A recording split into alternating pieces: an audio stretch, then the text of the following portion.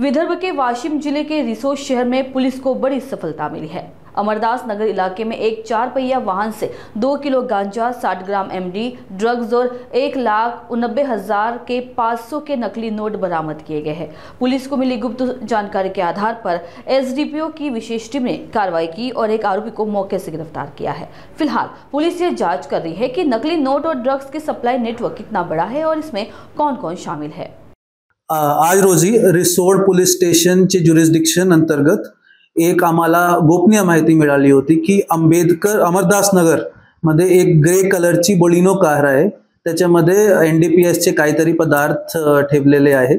ते हा एकूण म्हणजे हा गुप्त माहिती भेटल्यानंतर आम्ही एक पथक तयार केला। आमचे ऑफिसचे लोक, एसडीपीओ ऑफिसचे लोक आणि मालेगावचे डीबीचे लोक हा एकत्रित गेले तिथे आणि त्यांनी ताबडतोब रेड केली आणि रेड केल्यानंतर त्यांना असं आढळून आला की तिथे गांजा ज्यांची क्वांटिटी 1.92 अप्रॉक्सिमेटली 2 kg म्हणजे सुमारे 2 किलोग्राम गांजा भेटलाय आणि 60.82 ग्रॅम्स MDMA सारखे प्रोडक्ट 398 500 चे जाली नोट यांची किंमत 1,89,000 आहे आणि बाकी बोलिनो कार आणि 2 मोबाईल असे सगळे मुद्देमाल जप्त केलेला आहे।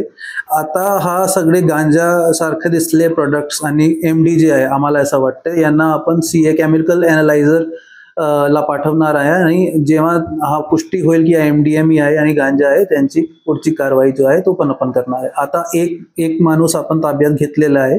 2 लोकांना डिटेन केला होता, त्यापैकी एक माणूस जो आहे तो आता आरोपी आहे। यांच्याशी आपण प्रॉपर्ली इन्व्हेस्टिगेशन करणार आणि पुढची जो कारवाई आहे ते करून घेणार।